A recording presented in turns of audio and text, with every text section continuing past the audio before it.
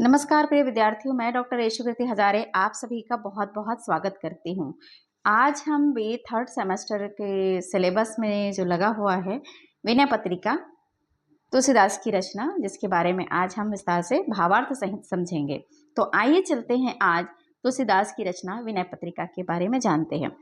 आपके पाठ्यक्रम में कुल 11 पद हैं जिसके बारे में हम करेंगे, भावार्थ को समझेंगे। पहला जिसमें हम करेंगे कि 1 है, 5 है, 17 है, 30, 36, 41, 45, 72, 78 और उसके बाद 79। तो इस तरह से आपके कुल 11 पद हैं जिसको आपको पाठ्यक्रम के सिलेबस में दिया हुआ है। गीता प्रेस गोरखपुर के सिलेबस में उसी को आपको पढ़ना है। तो आइए चलते हैं विनय पत्रिका के बारे में जानते हैं।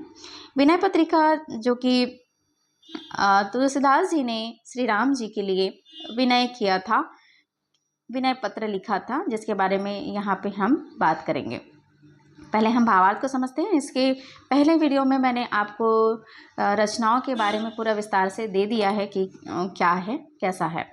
तो हम अभी विनय पत्रिका के बारे में इस वीडियो के माध्यम से समझते हैं। आइए चलते हैं। राग बिलावल, जैसे कि राग बिलावल देख रहे हैं कि राग बिलावल जो है कि एक राग है, शास्त्रीय संगीत का एक राग है, जिसमें राग बिलावल से ही एक पद जो है प्रारंभ होता है और श्री गणेश की स्तुति हो रही है। तो बहुत ही महत्वपूर्ण है कि आपको ध्यान रखना है कि ये स्तुति किसकी प्रारंभ में की गई है। तो जैसे कि हम सभी जानते हैं कि जब कोई कार्य या कोई पूजा होती है या कोई कार्य होता है तो श्री गणेश, यहाँ गणेश की वंदना होती है। तो यहाँ पे देखिए, गाये गणपति जगबंदन, शंकर सुवन भवानी नंदन, सिद्धि सदन गज बदन, विनायक कृपा सिंधु सुंदर सब लायक, मोदक प्रिय मुद मंगल दाता, विधा भारिदी बुद्धि विधाता, मांगत तुलसीदास कर जोरे, बस ही राम सिय मानस मोरे। राग है, लेकिन मैं राग के माध्यम से इसको प्रस्तुत नहीं कर रही हूँ, तो मुझे वो राग नहीं आता है क्योंकि शास्त्रीय संगीत है, इसलिए मैं सिर्फ आपको पढ़कर इसका भावार्थ बताने का प्रयास मैं करूंगी। संदर्भ में आप लिखेंगे कि प्रस्तुत पदावतरण में कवि तुलसीदास जी श्री गणेश जी की वंदना कर रहे हैं। भावार्थ अगर हम बात करें कि ये गाये गणपति जगदबंदन की बात करते हैं, तो यहाँ पे हम देखेंगे कि गाये संपूर्ण जगत में, जगबंदन गणपति की बात कही जा रही है। तो गणपति का मतलब है गणों के स्वामी अर्थात गणेश जी की बात कही जा रही है। जगबंदन अर्थात संसार जिनकी वंदना करता है। शंकर सुवन अर्थात शंकर जी शिव जी के पुत्र, सुवन मतलब पुत्र, भवानी अर्थात पार्वती, नंदन अर्थात पुत्र। तो इस तरह से हम देखेंगे कि गणेश जी की स्तुति यहाँ पे करनी चाहिए। तो संपूर्ण जगत के वंदनीय गणों के स्वामी श्री गणेश जी का गुणगान कीजिए, जो शिव पार्वती के पुत्र और उनको प्रसन्न करने वाले हैं, क्योंकि ये माता पिता को आनंदित करने वाले हैं। जो वह भगवान शंकर और देवी पार्वती के पुत्र हैं और अपने माता पिता को आनंदित करने वाले हैं। सिद्धि सदन गज बदन विनायक, यहाँ पे हम बात करेंगे कि सिद्धि सदन अर्थात सिद्धियों के भंडार। गज बदन अर्थात हाथी के मुंह वाले। विनायक स्वामी नायक के बारे में बात कर रहे हैं। तो वह समस्त सिद्धियों के भंडार है। उनका मुख कैसा है? हाथी के मुख के समान सुंदर है। विद्या बारधि बुद्धि विधाता, जो विधा है यहाँ पे बारिधि का मतलब है कि समुद्र की बात कही जा रही है। मोदक प्रिय मुद मंगल दाता अर्थात उन्हें लड्डू अत्यंत प्रिय है, वह आनंद और कल्याण प्रदान करने वाले हैं। वे प्रकांड विद्वान हैं, बुद्धि के नियामक है। मोदक प्रिय मुद मंगल दाता, विद्या बारिधि बुद्धि विधाता।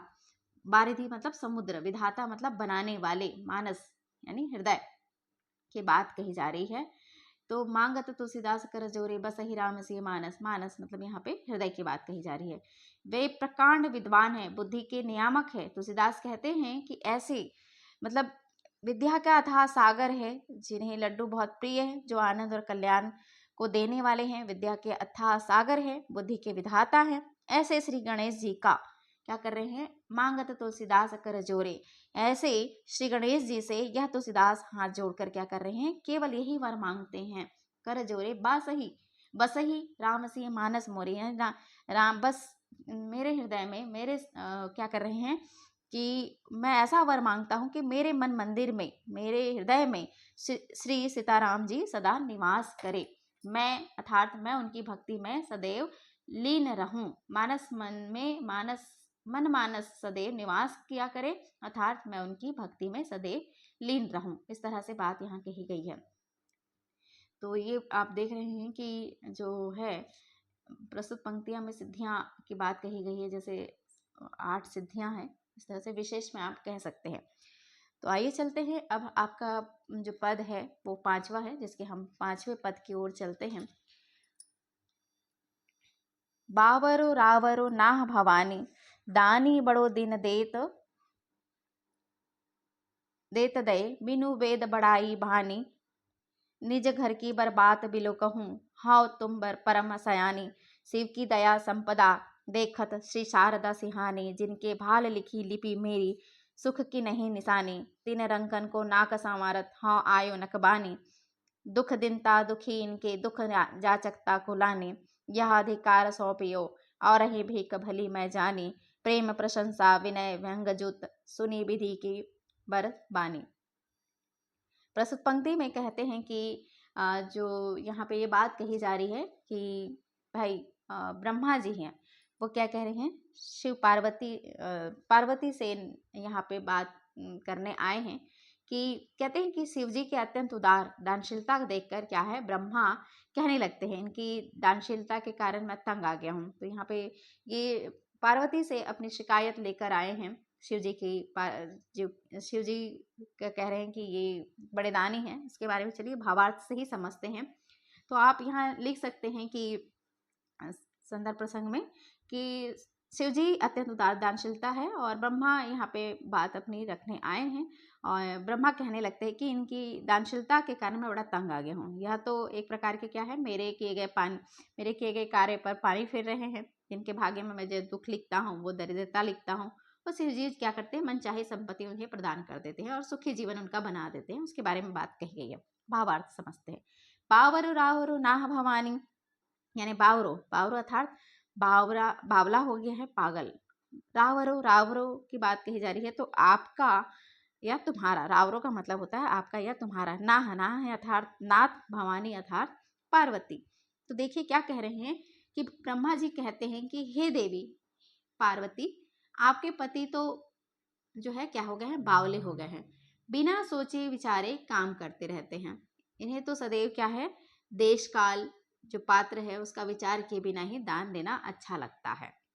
दानो बड़ी दिन देत दये बिनु वेद बड़ाई भानी, अर्थात कहा जा रहा है कि इतने दिन देत सदा प्रतिदिन देते रहते हैं। दये मतलब द्रवित, बड़ाई जो है मर्यादा की बात कही गई, और भानी जो कहीं वर्णन की गई है। तो कहते हैं इन्हें तो सदैव देश काल पात्र का विचार किए बिना ही दान देना अच्छा लगता है। यह तो ऐसे व्यक्तियों को दान दे देते हैं जिन्होंने कभी भी किसी प्रकार का क्या किया है, न दान दिया है, मतलब कोई दान देता नहीं और उसको ही भी दान दे देते हैं। तो इनके जो इस प्रकार के व्यवहार के कारण क्या कर रहे हैं, निज घर की बर्बाद बिलेक हूँ, और इनके अपने घर का स्वयं जो है उन्होंने क्या किया है, बर्बाद, यानी अच्छी बात को भी इन्होंने बर्बाद कर दिया है। यानी ये सब को इनके इस व्यवहार के कारण वेदों की मर्यादा टूटती जा रही है, क्योंकि ये अपने घर जैसे दान देने के बाद अपने पास कुछ भी नहीं रहता, लेकिन तो शिव जी हैं। तो यहाँ पे देखिए कैसे उनसे शिकायत कर रहे हैं पार्वती जी से। इनके इस प्रकार के व्यवहार के कारण क्या है, मर्यादा, वेदों की मर्यादा टूटती जा रही है, क्योंकि वेद मर्यादा अनुसार दान पाने का अधिकारी केवल दानी ही हो सकता है। आप तो बहुत समझदार हो, जरा अपने घर की बात की ओर भी देखो, है ना। अपनी दानशीलता के कारण इन्होंने तो आपके घर की दशा ही यह कर दी है। जैसे आप मियाँ मांगते द्वार खड़े दरवेश, है ना। तो शिव की इस दानशीलता तथा उनके घर की यह हालत देखकर लक्ष्मी और सरस्वती भी कहेंगे तो शिव की दयी संपदा, यानी शिव जी की संपदा को देखत श्री शारदा, श्री मतलब लक्ष्मी की बात कही है, शारदा अर्थात सरस्वती, शारदा की बात कही गई है। सिहानी, सिहानी यानी प्रसन्न हुआ ईर्ष्या के, यानी यहाँ पे जो माता है जिनके भाग्य में, मैंने ये कहते कि शिव की इस दानशीलता तथा उनके घर की जो हालत है वो लक्ष्मी और सरस्वती मन ही मन क्या कर रहे हैं, प्रसन्न होती हैं।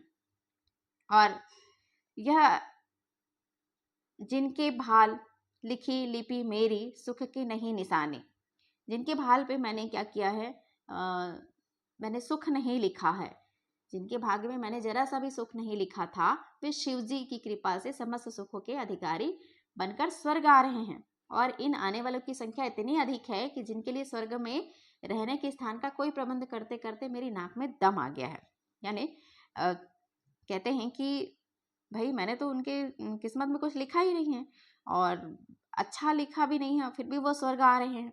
तो मेरे आयो नकबानी, नकबानी का मतलब है कि यहाँ पे भाल, भाल अर्थात ललाट है ना, तो आयो नकबानी तो नाक में दम कर लिया है। ठीक है। दुखी दिनता दुखियन के दुख जाचकता अकुलानी की बात करते हैं। तो जो दुखी है, जो अकुलानी है, किस तरह से याचकता, जाचकता यानी याचकता मांगना जिसे कहते हैं, जगत मांगो जगत की माता पार्वती।